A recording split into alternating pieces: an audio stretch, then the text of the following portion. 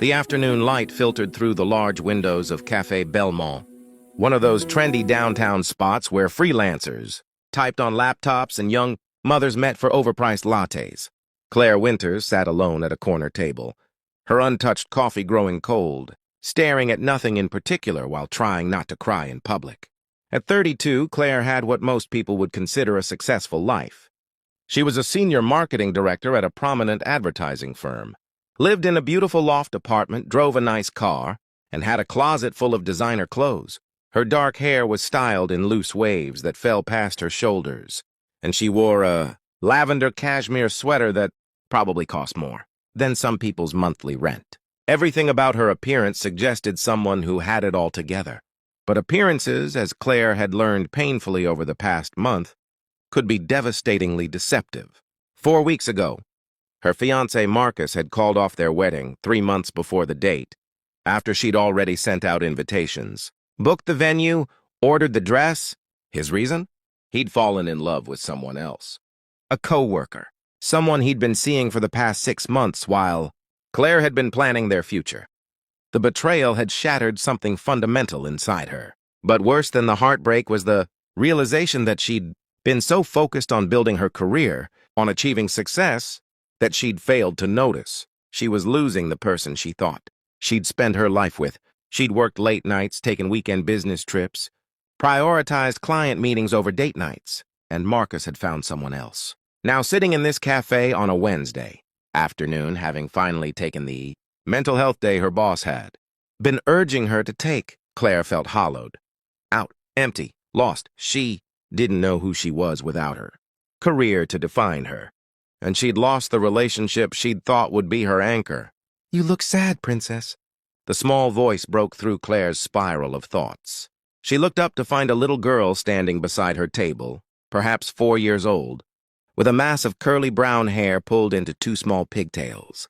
The child wore a coral-colored sweater and had the kind of direct, unfiltered gaze that only small children possess. "I'm sorry," Claire said, trying to pull herself together. "You look sad," the little girl repeated matter-of-factly, like a princess in a story when the dragon takes her castle. "Do you need a hug?" Despite everything, Claire felt a smile tug at her lips. "That's very sweet of you, but I'm okay." "You don't look okay," the child insisted with the brutal honesty of the very young. "You look like you're going to cry. My mama says hugs help when you're sad." "I'm very good at hugs." Before Claire could respond, a man's voice called out, "Emma, what did we talk about?" "You can't just walk up to strangers." Claire looked up to see a man approaching, probably in his mid-30s, with dark hair, a light beard, and kind eyes that held an apologetic expression. He wore a simple blue Henley jeans, and had the slightly harried look of a parent who'd momentarily lost track of their child. "I'm so sorry," he said to Claire as he reached them. "Emma, you need to stay at our table." "But Daddy, she's sad," Emma insisted, pointing at Claire. "Look at her face. She needs help." The man, Emma's father, looked properly at Claire for the first time, and Claire saw recognition flash across his face. Not of her specifically, but of what Emma had noticed. The barely contained tears, the defeated posture, the aura of someone barely holding it together. "I apologize," he said to Claire, his voice gentler now. "She's very perceptive, sometimes too much so." "Come on, Emma." "Wait," Claire heard herself say. She didn't know why. Maybe it was Emma's innocent concern. Maybe it was the fact that this child had seen her pain when everyone else in her life had been too busy or too polite to acknowledge it. "It's okay." "She's right. I am sad." Emma's eyes widened with vindication. "See, Daddy? I told you." "You did," her father agreed, still looking uncertain about the situation. "Would you—" Claire hesitated, feeling ridiculous but somehow needing this. "Would you like to sit down?" "Both of you? I've been sitting here alone for an hour, and honestly, the company might be nice." The man looked surprised but also understanding. "Are you sure? We don't want to impose." "You're not imposing," Claire said.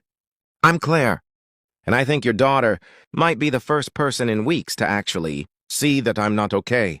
"I'm Daniel," the man said, pulling out a chair. "Daniel Foster?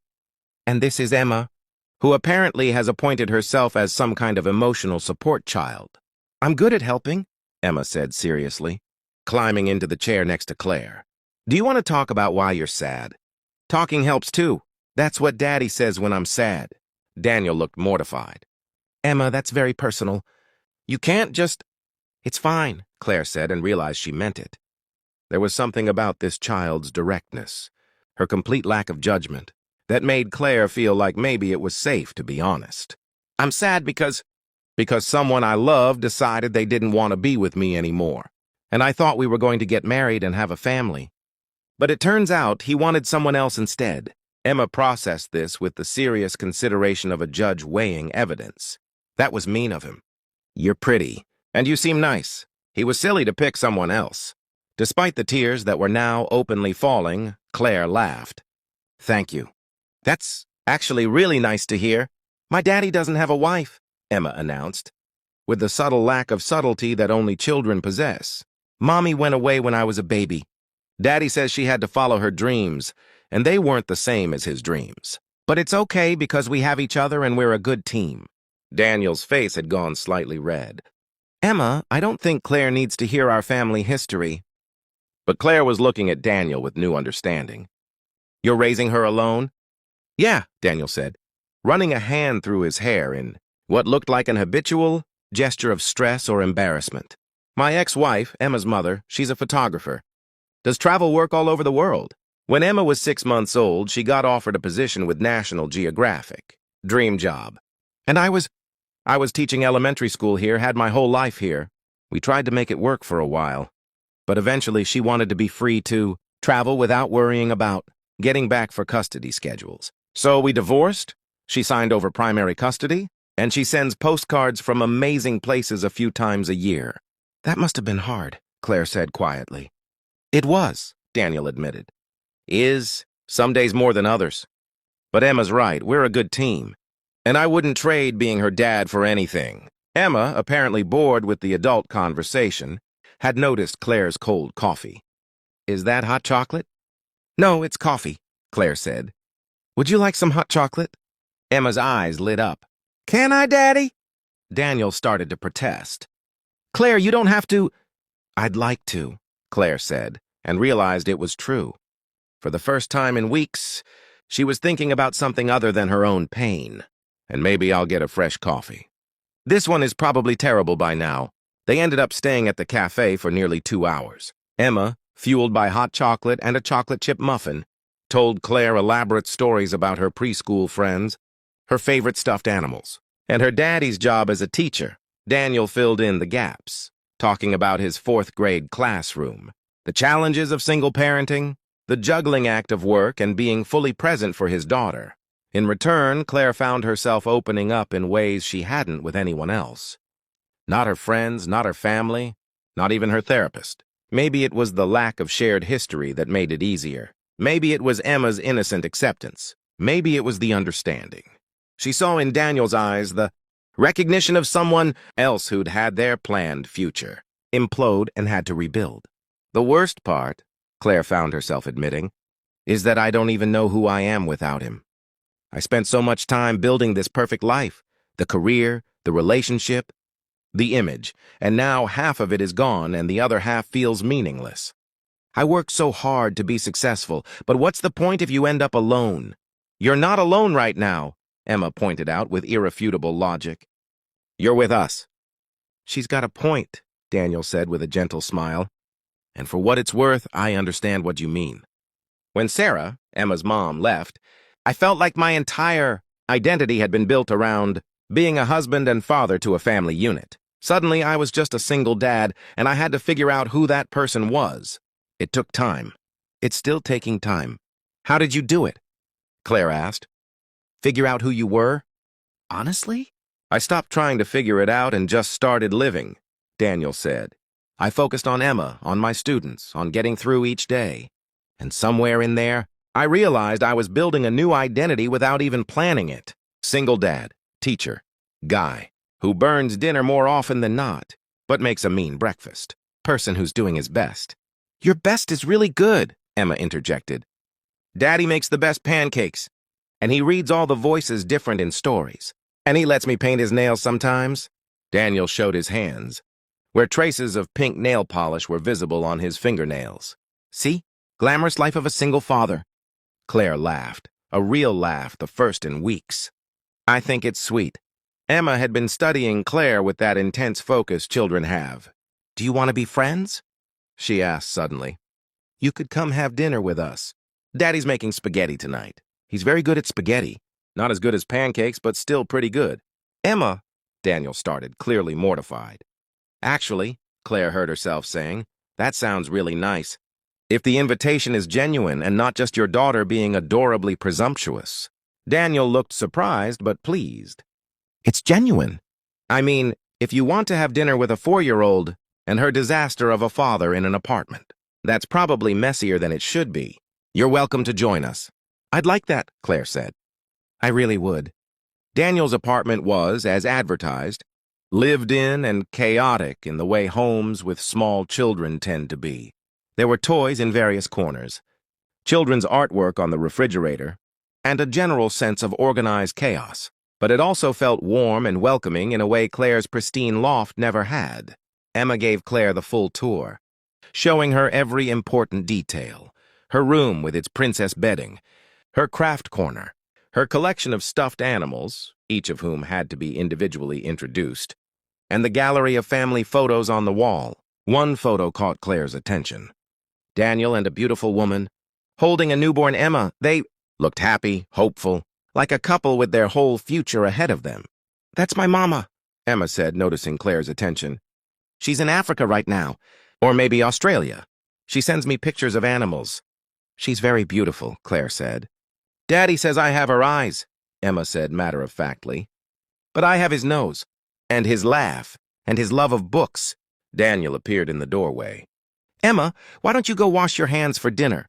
"Claire, can I get you something to drink? I have wine, water, or juice boxes." "Wine sounds amazing," Claire said. In the kitchen, as Daniel finished making spaghetti and Claire set the table, at Emma's insistence, because guests help, that's what good friends do, Claire found herself relaxing in a way she hadn't in months. "I'm sorry about all this," Daniel said as he stirred the sauce. "Emma doesn't really understand boundaries yet. I hope we didn't completely hijack your day." "You saved it," Claire said honestly. "I was sitting in that cafe trying to figure out how to get through another day of feeling like a failure, and then this little girl told me I looked sad and offered me a hug. It was exactly what I needed, even if I didn't know it." "She has a gift for that," Daniel said fondly. "Seeing what people need. Her preschool teacher says she's going to be either a therapist or a cult leader." Claire laughed. "I'm rooting for therapist." Dinner was chaotic and lovely. Emma dominated the conversation, telling stories that went nowhere and everywhere, asking questions that ranged from the philosophical, "Why is the sky blue?" "Do fish get thirsty?" to the deeply personal, "Why don't you have a husband? Are you going to be lonely forever?" Daniel repeatedly apologized for his daughter's lack of filter, but Claire found she didn't mind. There was something refreshing about Emma's honesty, her complete lack of pretense. After dinner, Emma insisted Claire stay for a story. They all ended up on Emma's bed, Emma in the middle, Claire and Daniel on either side, while Daniel read from a well-worn book about a princess who saved herself. "I like this story," Emma said sleepily. "The princess doesn't need a prince. She has herself, and that's enough." "It is enough," Claire agreed, watching Emma's eyes grow heavy. "Being enough all by yourself is actually pretty powerful. But it's also okay to have friends," Emma murmured, "and to let people help you. That's what Daddy says. You're strong enough to do it alone, but you're also strong enough to ask for help." By the time the story ended, Emma was asleep. Daniel carefully extracted himself and gestured for Claire to follow him out. In the living room, with 2 glasses of wine, they settled on opposite ends of the couch. "Thank you for dinner," Claire said. "And for today. For seeing a stranger falling apart and not just walking away." "Emma saw you," Daniel said. "I just followed her lead. She's got better instincts than most adults I know." "She's an amazing kid," Claire said. "You're doing a great job with her." "Some days I'm convinced I'm screwing it all up," Daniel admitted. "Single parenting is terrifying. Every decision feels monumental. Every mistake feels like it's going to scar her for life." She seems pretty well adjusted to me, Claire observed. Happy, confident, empathetic. Those don't happen by accident. Daniel looked pleased but embarrassed. Thanks. What about you? Do you want kids someday? I thought I did, Claire said. That was part of the plan with Marcus. But now I don't know. Maybe if I ever trust anyone enough to try again. She paused. Can I ask you something? How did you know when you were ready to start dating again after your divorce? I'm not sure I am ready, Daniel admitted. It's been 3 years, and I've been on maybe 5 dates, all of which were disasters. Between work and Emma and just life, I don't have time for the whole dating game. And honestly, the idea of trying to explain my situation to someone new, to see if they can handle the reality of dating a single dad, it's exhausting. I can imagine, Claire said. Although for what it's worth, I think the right person wouldn't see Emma as a complication. They'd see her as part of the package, the best part. Daniel looked at her for a long moment. That's a nice thought. They talked until late, the conversation flowing easily between them. Daniel told her more about his teaching, about the kids in his class who reminded him why he loved his job despite the challenges. Claire told him about her career, about the creative satisfaction of a great campaign, but also about the emptiness of working for companies she didn't really believe in, selling products people didn't really need. Have you ever thought about doing something different? Daniel asked. Something that felt more meaningful? All the time, Claire admitted. But it's scary. I've built this career, this reputation. Starting over feels impossible. I thought starting over was impossible too, Daniel said. When Sarah left, I thought my life was over. But it wasn't over. It was just different. And different can be good, even when it's hard. When Claire finally left, well past midnight, Emma woke up enough to demand a goodbye hug. Will you come back? The little girl asked sleepily. You're my friend now. Friends visit each other. I'd like to come back, Claire said, looking at Daniel. If that's okay. It's more than okay, Daniel said. Actually, Emma has a dance recital next Saturday. It's probably going to be adorable chaos. If you're free, you're welcome to come. I'd love that, Claire said. Over the following weeks, Claire became a regular presence in Daniel and Emma's lives. She attended Emma's dance recital, which was indeed adorable chaos. She joined them for weekend brunches. She came over for movie nights and helped Emma with art projects that left them both covered in glitter. And slowly, without really planning it, Claire found herself healing. Not because Daniel fixed her, he didn't, couldn't, wouldn't have tried to, but because being around them reminded her what mattered, reminded her that life was more than career success and impressive appearances, reminded her that joy could be found in small moments, a child's laughter, a shared meal, honest conversation with someone who understood struggle. She also started making changes in her own life. She turned down a promotion that would have required even more hours, choosing instead to maintain work-life balance. She started volunteering with a literacy program at Daniel's school. She took up painting, something she'd loved in college but had abandoned as impractical. And she spent time with Daniel, sometimes with Emma, sometimes just the two of them after Emma was asleep. They'd talk about everything and nothing, sharing the comfortable silence that came from growing friendship. It was Emma who eventually forced the conversation they'd both been dancing around. 3 months after that first meeting in the cafe, during a Sunday afternoon at the park, Emma announced, I think you should be Daddy's girlfriend. Daniel, who'd been pushing Emma on the swing, nearly dropped the chains. Emma! What? Emma said with perfect innocence. You like Claire. Claire likes you. That's what girlfriends and boyfriends are. People who like each other. It's a bit more complicated than that, Daniel said, his face red. Why? Emma asked with the devastating logic of childhood. You smile more when Claire comes over. And you get nervous and change your shirt sometimes. That's what happens on TV when people like each other. Claire, who'd been sitting on a nearby bench, was trying not to laugh. She makes some good points. Daniel looked at her helplessly. I'm sorry. Apparently my daughter is running my love life now. Or maybe, Claire said, standing up and walking over to them, your daughter is just brave. Enough to say what we've both been thinking but have been too scared to admit. Daniel stopped pushing the swing and Emma jumped off, immediately running to the slide and giving them a moment of privacy. Have you been thinking it? Daniel asked quietly. Because I have. For a while now, but I didn't want to presume, and I didn't want to risk the friendship we've built. And I definitely didn't want you to feel obligated because you've gotten attached to Emma. I'm not with you because of Emma, Claire said. I'm with you because somewhere between that first dinner and now I fell.